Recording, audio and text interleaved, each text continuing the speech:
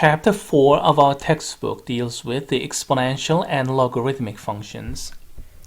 First, we are going to talk about various exponential functions of arbitrary base, where the base is strictly greater than 0.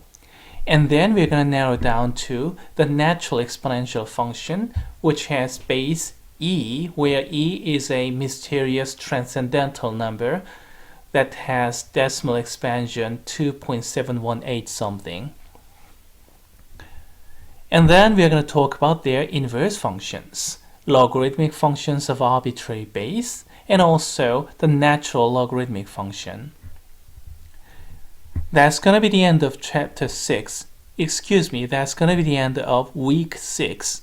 And week 7, we're going to talk about the next 3 sections, laws of logarithm, various log rules, and then exponential and logarithmic equations. That's going to be the kind of culmination of everything. And then finally, some modeling problems. And I'm going to leave some modeling problems in the final project. And I'm going to go relatively light on modeling in hourly exams. Both in midterm and final exams, you don't have to expect too many modeling problems. There may be one, but not too many, because I intend to cover this part rather thoroughly with the final project. Okay, let's go over to 4.1, and we're going to use the notebook. Here it is. Let's begin exponential functions, and let me remind you of the exponent rules. And as a matter of fact, I forgot one important thing, excuse me.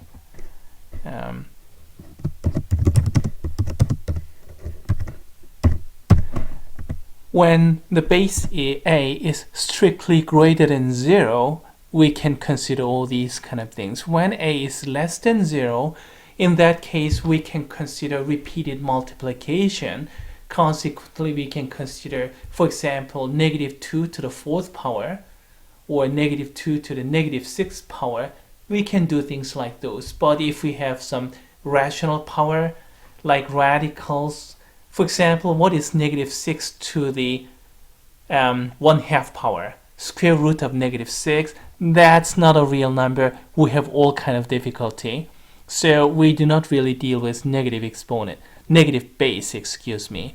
When base is 0, then there's nothing to think about. So we consider positive base, and we have these kind of rules.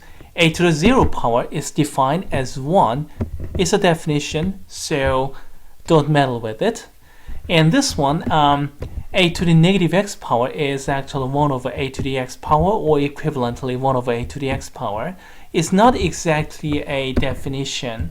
A to the negative first power is 1 over a. That's the definition. And then this one is actually a generalization using the other exponent rules. But then again, these are the kind of things that are already covered a long time ago in elementary algebra, intermediate algebra, college algebra, all thoroughly, so I'm not going to waste class time on it.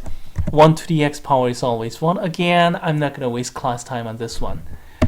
Here, I'm not going to talk about why these are true. You can derive those from repeated multiplication, and then you can extend those kind of things toward radicals. I'm going to leave those to you. Instead, let me just remind you of these 3. A to the x power times a to the y power. If we have the same base, then multiplication will transform into addition on the power part. So we have a x to the y power,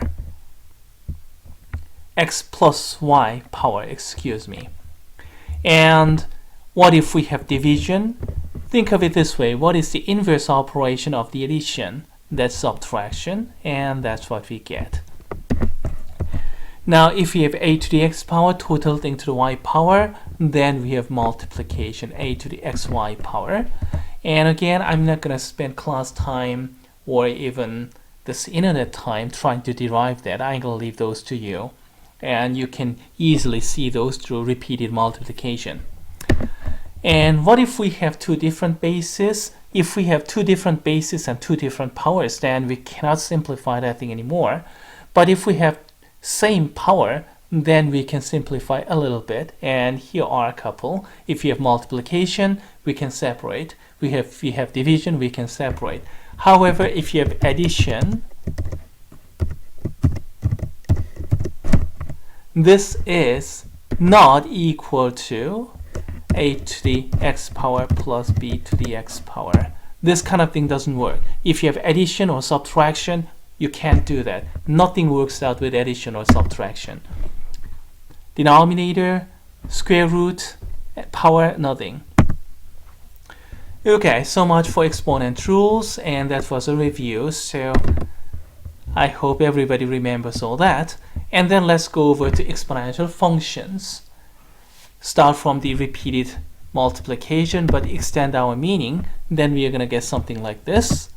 And this program here is randomized. So if you run this program many times, then you'll see slightly changing graph. But the basic shape remains the same because I'm sort of finding out pseudo-random numbers where a is greater than 1, and typical structure is kind of like this. The function goes up, increasing, and not just increasing, but increasing faster and faster and faster. Now, what if we have a less than 1? We still have to have greater than 0, yes, but less than 1. In that case, we're going to get this kind of graph.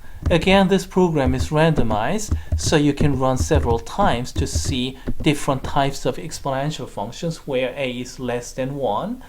But in any case, the basic shape remains the same. We have to have decreasing function, and decreasing speed is getting slower and slower and slower. And if you move on to the right hand side, then we have a horizontal asymptote as x moves to the right hand side. As a matter of fact, I forgot to mention that horizontal asymptote here, when a is greater than 1, we have an horizontal asymptote to the left hand side when x is going to negative infinity. The reason we have this kind of symmetry is because of this fact actually. A to the x power, and then where the base is greater than 1 is intimately related to this observation. If we take base as 1 over a, then a, which has greater than 1, is now becoming 1 over a, which is less than 1. Still positive, but less than 1. And equivalently speaking, we have a to the negative x. And what do you see? This x is substituted by negative x.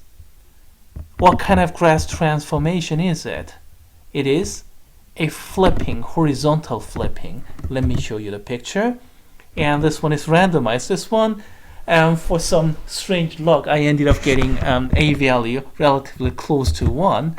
Okay, this one is a little bit more general. A is significantly large, so we have some significant increasing for blue case, while y equals a to the x power, where a is greater than 1. And if you look the other graph, the red one, you see a symmetry. Blue one was flipped horizontally with respect to the y-axis, and that's because we have, excuse me, let me highlight it, x is now substituted by negative x, and that's horizontal flipping. And that's what happens when we have a in base is becoming 1 over a. This program is randomized, so you can just play it around and then run it many times. Oh, let me mention one more thing. No matter how many times you run, the y-intercept will be always the same. That's because a to the 0 power is always 1. Where is it? A to the 0 power is always 1, so we have the same y-intercept. Okay, this is a picture actually in the textbook, as a matter of fact. In the textbook we have, you can see several more curves, as a matter of fact. I think 4 more curves or something, but that's a bit too messy, and this is enough. So let me just show you these. As you can see, we have various exponential functions with different a values, different bases, and number one observation, they all share the same y-intercept. When x equals to 0, then a to the 0 power is always 1. So we have the same y-intercept. Y-intercept is always 1.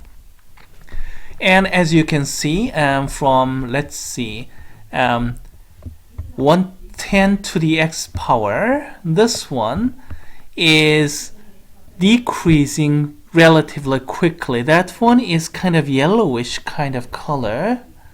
And then 1/3 to the x power is decreasing quickly, but not as quickly, and that one's green. And 1/2 to the x power is purple, and that's decreasing, but this time a little bit more slowly. And then go to the other side, 2 to the x power, that's increasing, that's blue curve. 3 to the x power, that's increasing even more quickly, that's red. And then 10 to the x power, that's brown, and that's increasing even more quickly. And we have all these curves. And then with these curves, you can see downstairs, we have all the color coding upstairs, so you can match one with the other. So that's the kind of behavior you have for exponential functions for various a values. Now, what if we select this mysterious number e as a base, 2.718 something? This is actually not a finite digit string. This is not a rational number. This is an irrational number. Actually, not just irrational, it's transcendental irrational number. It's something really complicated. And there's no pattern or anything like that. And if I do that, then, well, this is the basic shape of y equals e to the x power function. Why is this special exponential function, natural exponential function, so important? The trade-off of starting off with this complicated base is that we have much easier computation once you begin doing calculus. So at this moment, it's a bit of a difficult sell. Let me do my best to explain it. Here in this picture, I drew the curve y equals e to the x power with blue, but also I drew its tangent line at that runs through 0, 1, and that tangent line has slope 1. And that's the reason we have this graph is so important, as a matter of fact. And because that one has slope 1, we have, as a matter of fact, symmetry if you flip this one part, left-hand side part, and the right-hand side part of this curve. And okay, I'm getting ahead a little bit too much, but if you do calculus, if you take the derivative or things like those, then you'll find yourself keep multiplying by slopes. And if you keep multiplying by 1, then your computation is very simple. You don't really have to do anything. But if you do, say, 2 to the x power or 10 to the x power, things like those, then you'll have to keep multiplying some very ugly numbers, and then the computation gets bad and worse and worse and worse. In the end, that's what this natural exponential function is all about. And most of the time, we're going to confine ourselves to e to the x power function, especially if we go over to the latter part of this course. Let's see, do we have some application problems? Not much. Some simplification problem. I'm going to leave these to you. And finding zeros of some exponential function. Okay, that seems interesting. All you have to do is factor e out, exponential out, because e to the x power is always positive. It never becomes 0. So setting this first factor equal to 0, I have, well, x-intercept, x equals to 1. And, well, here's the graph. You can do the same thing for the second problem. All you have to do is factor e to the negative x out, and then you can find out all the zeros.